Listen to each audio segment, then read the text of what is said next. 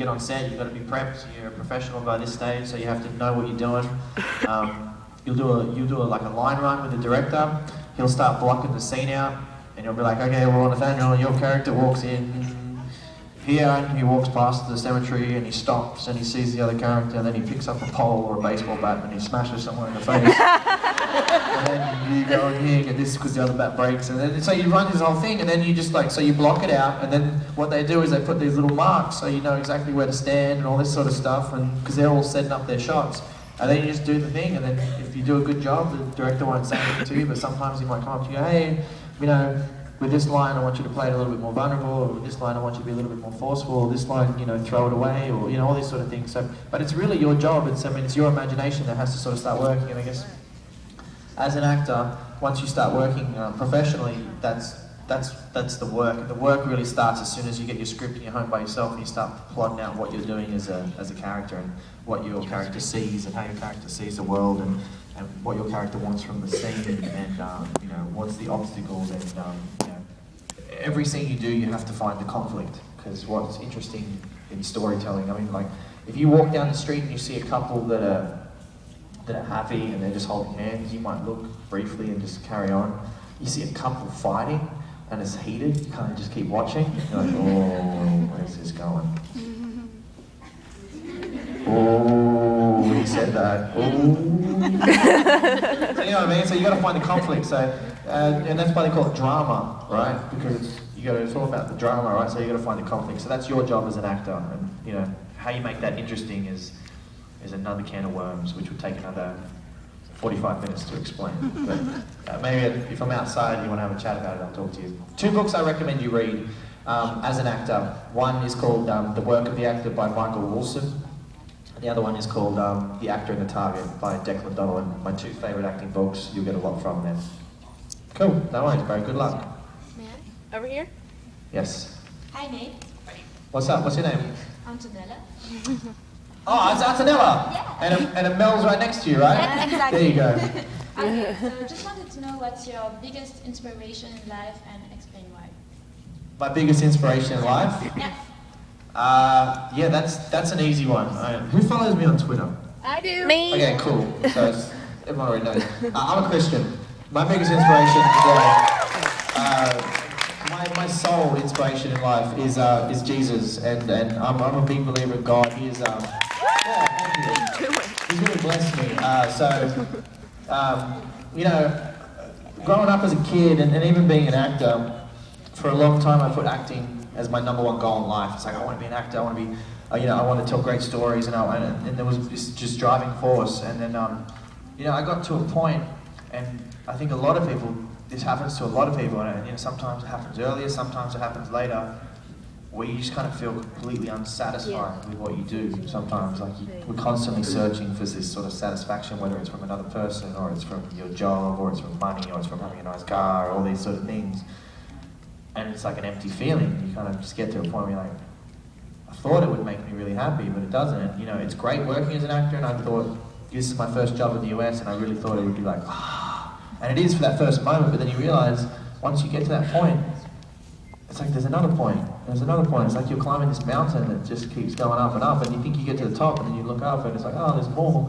So you kind of never get there. So all my inspiration comes from, like, things got real simple, and I put something before everything else in life, and that's to sort of glorify His name. And once I started doing that, I realized, well, that's actually really, really satisfying for me. And if I can get to the end of my days and I can be a little bit of a light for someone else, then I feel like I've done a good job. That's what I'm aiming for. Yeah. So that is my inspiration, being completely honest. When you see someone just leave, they're like, ah. Religious talk. It's so uncool to be a Christian. It's not. Anyway, next question. I'm Debbie. What is your most interesting fan encounter you've ever had? Most interesting fan encounter?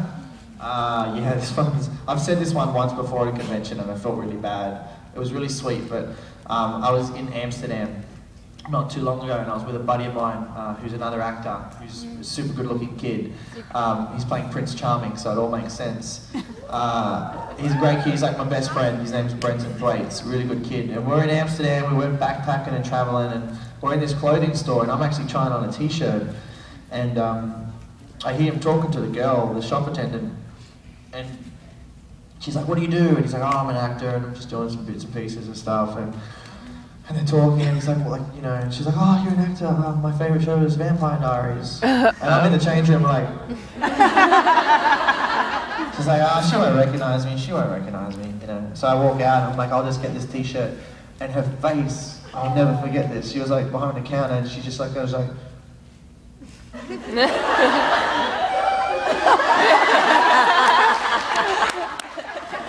I was like, no, don't cry. She just started crying, and she just got real emotional. And it's like, it's very sweet when someone cries about you, but it's like slightly awkward because I don't know what to do. It's like, yeah, it was really sweet. She was a very sweet girl, but she started crying, and I was like, no, not me, no. Like, imagine if Paul Wesley or Ian walked in there. I was like, whoa, lucky it was me. Lucky it was me. So that was the most interesting fan experience, you know. She was sobbing. You know, she was sobbing like a schoolgirl. Didn't even give me a discount either. Good t-shirt though. Okay, next question. Over here? Yeah. Hi Nathaniel, my name's Jackie and I'm from Trinidad.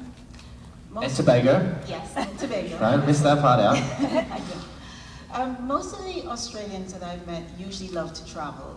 Have you done much traveling for work or pleasure? I was in Amsterdam once. Yeah,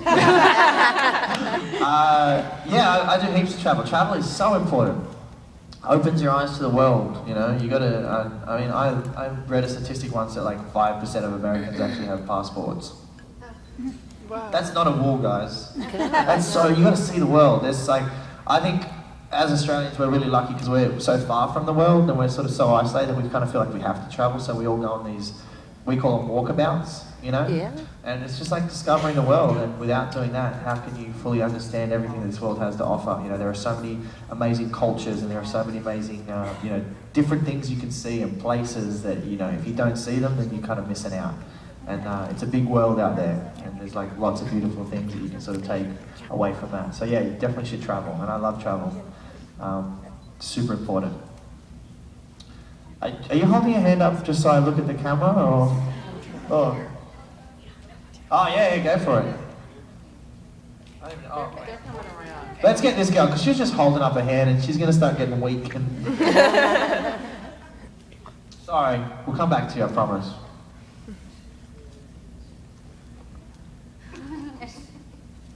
Hey, I'm Lina. I'm from Ukraine. Travel. I would like to ask you, if you had an eternal life, where and how would you spend it? Wow. Yeah. I will have an eternal life one day. But like, if I had an eternal life on Earth, what would I do with it? I don't know. I think I'd get really lazy if I had an eternal life. Do you know what I mean? Like, I'm kind of glad I don't. I'm not one of those kids that wants to be on Earth forever. I want to be on for a little bit of time and then move on, because eternal life, just imagine, like,